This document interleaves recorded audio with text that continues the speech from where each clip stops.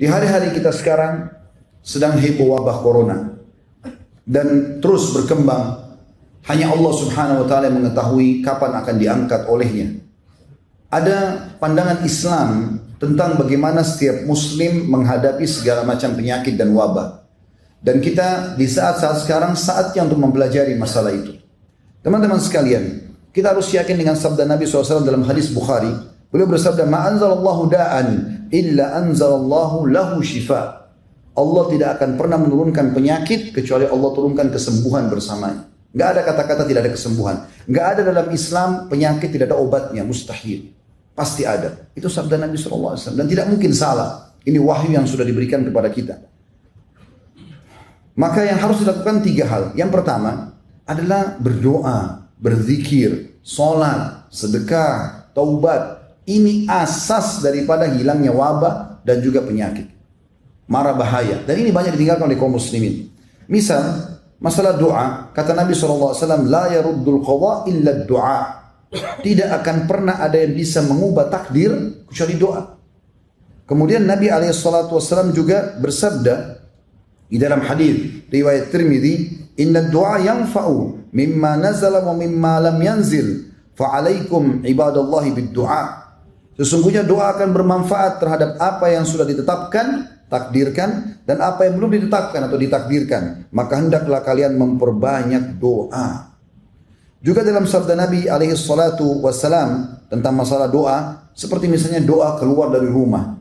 Biasakan membaca doa ini. Kata Nabi SAW, siapa yang keluar rumah membaca Bismillah, tawakkaltu ala Allah, la hawla wa la quwata illa billah. Dengan nama Allah, aku bertawakal kepada Allah, menyerahkan diri kepada-Nya dan tidak ada yang kekuatan kecuali milik Allah. Kata Nabi SAW, apabila seseorang keluar rumahnya, lalu dia membaca doa tadi, maka Allah akan menjawab mengatakan, engkau akan diberi petunjuk, dicukupkan dan selalu terjaga. Maka syaitan pun akan menyingkir darinya. Syaitan yang lain berkata, bagaimana mungkin engkau bisa mengganggu seseorang yang telah mendapat petunjuk, kecukupan dan penjagaan.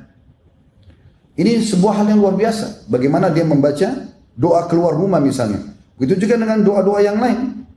Ya. Seperti misalnya dia supaya diijabah doanya, dia baca doa Dzannun atau la ilaha illa anta subhanaka inni kuntu minadh dhalimin. Jadikan sebagai zikir dia. Ya Allah, tidak ada Tuhan yang berhak disembah kecuali Engkau, Maha suci Engkau, aku termasuk orang-orang yang zalim. Ini doa dibaca oleh Nabi Yunus alaihissalam. Kata Nabi SAW setelah menjelaskan kejadian tersebut, beliau mengatakan, sesungguhnya tidak ada seorang muslim pun yang berdoa dengannya dalam satu masalah apapun, melainkan Allah pasti kabulkan. Itu juga zikir kepada Allah Subhanahu wa ta'ala. Zikir pagi petang misalnya. Di antara zikir pagi petang bunyinya, a'udzu bikalimatillahi tammati min syarri ma khalaq. Hadis riwayat Muslim. Aku berlindung kepada Allah dengan kalimat-kalimat Allah yang sempurna dari segala yang buruk diciptakan. Kata Nabi SAW, siapa yang membaca ini 3 kali di pagi hari dan 3 kali di sore hari, ya, maka tidak akan ada mara bahaya yang akan memudaratkannya hingga sore hari. Kalau dia baca 3 hari pagi sampai sore dia aman. Dan kalau dia baca 3 kali sore hari, maka tidak akan ada mara bahaya yang akan memudaratkannya hingga pagi hari lagi. Dijaga oleh Allah Subhanahu wa ta'ala. Zikir yang pendek mudah diamalkan. Begitu juga dengan zikir pagi petang yang masyhur, walaupun semuanya hampir semuanya 80% intinya minta agar diberikan keselamatan. Di antaranya adalah Allahumma inni as'alukal afiyah fid dunya wal akhirah. Ya Allah, aku minta kepadamu keselamatan di dunia dan di akhirat dari segala macam bara bahaya termasuk wabah.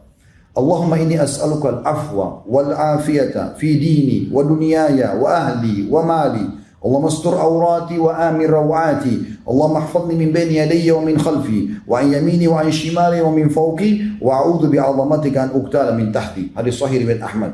Yang artinya, Allah, sungguh aku memohon kepadamu keselamatan dunia di akhirat. Ya Allah, sungguhnya aku memohon kepadamu keselamatan dalam agamaku. Jangan sampai aku menyimpang. Kemudian juga keselamatan di duniaku, keselamatan di keluargaku, keselamatan di hartaku. Ya Allah, tutupilah aurat-auratku, maksudnya kekurangan-kekuranganku, dan tentramkanlah hatiku dari rasa takut. Ya Allah, peliharalah aku dari mukaku, dari belakangku, dari kananku, dari kiriku, dan dari atasku, dan aku berlindung dengan kemahabesaranmu agar aku tidak tergelincir ataupun kena gempah dari bawahku. Ini diantaranya saja, dan cukup banyak zikir-zikir. Ya. Di dalam hadis yang lain, ada seorang sahabat pernah datang kepada Nabi SAW lalu mengatakan, ya Rasul, di pagi hari, tadi malam saya disengat oleh kalajengking, berbisa. Ini sekarang bengkak semuanya, membiru kakinya. Kata Nabi SAW, "Ama law qulta hina amsait." Coba kau baca pada saat kau tiba sore hari semalam, "A'udzu bikalimatillahi tammati min syarri ma khalaq," lam tadurruk. Kalau seandainya tadi malam kau baca, aku berlindung kepada Allah dengan kalimat-kalimat Allah yang sempurna dari segala keburukan yang Dia telah ciptakan, maka tidak akan membahayakanmu. Hadis sahih diriwayatkan oleh Imam Muslim. Itu juga dengan sholat. Ada sholat teman-teman sekalian yang mungkin orang tidak banyak fahami, tapi sholat ini dikerjakan oleh Nabi SAW. Itu sholat yang sifatnya mutlak. Dikatakan dalam sebuah hadis hasan riwayat Ahmad dan Abu Dawud bahwasanya Nabi SAW setiap kali ada masalah yang dihadapi pasti beliau langsung pergi sholat. Dan sholat ini sifatnya bukan duha, bukan sholat malam, bukan sholat wudu, bukan taubat. Antum wudu, sholat niat pendekatan diri kepada Allah. Ya, ini dibolehkan, dimutlakkan ya sholat ini. Dan ini dikerjakan. Begitu juga teman-teman memperbanyak amal soleh seperti sedekah. Ini banyak menghilangkan dari wabah dan permasalahan. Hadis Nabi SAW riwayat Tabarani dengan sanad sahih. Sesungguhnya semua perbuatan kebaikan, ketakwaan kepada Allah akan menjauhkan dari segala macam masalah berat atau yang buruk atau kejahatan, dan sedekah secara sembunyi-sembunyi akan meredam murkanya Allah dan melanjutkan hubungan silaturahim, akan menambah panjangnya umur. Di dalam hadis yang lain kata Nabi SAW, ketahuilah bahwasanya sesungguhnya sedekah itu akan meredam murkahnya Allah. Jadi kalau Allah marah dengan menurunkan wabah dan segala macam hal, Allah bisa angkat murkahnya itu dengan sedekah kita.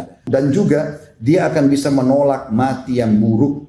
Di dalam hadis yang lain riwayat Al-Hakim kata Nabi SAW, semua perbuatan baik akan menjauhkan dari segala macam mara bahaya, gangguan-gangguan, hal-hal yang membinasakan. Dan orang yang suka buat kebaikan di dunia, maka mereka adalah orang-orang yang juga ma'ruf di akhirat.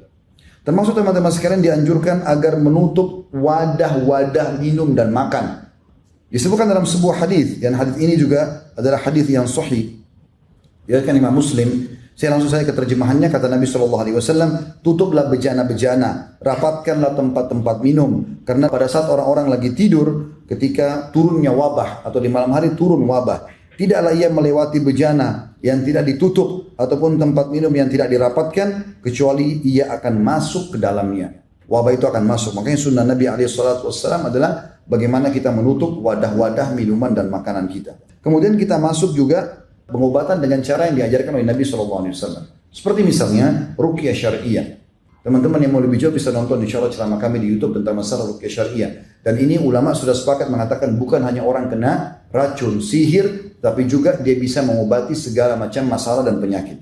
Kemudian juga jangan pernah tinggalkan habbatus sauda. Sekarang beli di rumah, jintan hitam. Selalu kita dengar hadis Nabi SAW tapi tidak diamalkan. Hadis Bukhari Muslim, habbatus sauda. Biji hitam atau jintan hitam itu adalah obat untuk semua penyakit kecuali kematian. Kalau mati juga bisa diobati, jintan hitam akan obat. Maka diminum, konsumsi, taruh di teh kita, di kopi kita, di nasi, di sayur, di susu. Maka ini anjuran Nabi SAW. Sakit atau tidak sakit, maka dia akan meningkatkan kekebalan tubuh insya Allah dan akan menyembuhkan penyakit. Sebagian ulama mengatakan keutamaannya, karena dalam hadisnya dikatakan habbatul barakah, biji yang penuh dengan berkah. Karena kalau orang minum, kalau dia belum ada penyakitnya, maka akan menjadi penameng ya, atau penahan daripada penyakit yang akan datang. Kalau dia sudah kena penyakit, maka akan membantu dia mengeluarkan dirinya dari penyakit tersebut. Begitu juga teman-teman sekalian dengan mengkonsumsi madu. Madu ini dikonsumsi, tapi bukan air madu, madunya dikonsumsi. Ada orang punya 1 kilo madu, 1 tahun baru habis. Diminum madu itu, jadi madu tanpa dicampur apa-apa. Itu baru manfaatnya besar. Tapi banyak orang 1 sendok makan ditaruh di 1 botol air 1 liter. Sehingga jadi air madu, bukan madunya. Madu dikonsumsi. Dan Nabi SAW pastikan kesembuhan pasti di 3 hal. Yaitu konsumsi madu. Kemudian sayapan bekam dan juga kai atau besi panas yang ditempelkan di tubuh. Dan aku melarang umatku menggunakan kai. Dalam riwayat lain jadikan kai sebagai obat terakhir kalian. Maka madu juga begitu. Dan kita tahu dalam Al-Quran dalam surah An-Nahl khusus ya. Surah nomor 16 Allah berfirman di ayat 68 dan juga ayat 69-nya. A'udzu billahi minasyaitonir rajim wa auha rabbuka ilan nahli an ittakhidhi minal jibali buyutan wa minasy syajari wa mimma ya'rishun. Dan Allah mewahyukan kepada lebah-lebah agar menjadikan gunung-gunung sebagai rumahmu atau rumah-rumah kalian, dan juga dari pohon-pohon dan apa yang dibuat oleh manusia. Itu ayat 68. Ayat 69-nya, "Tsumma kuli min kulli tsamarat."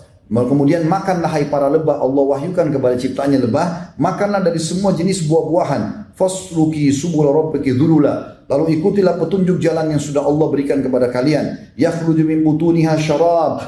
Dan dari perut lebah itu akan keluar minuman.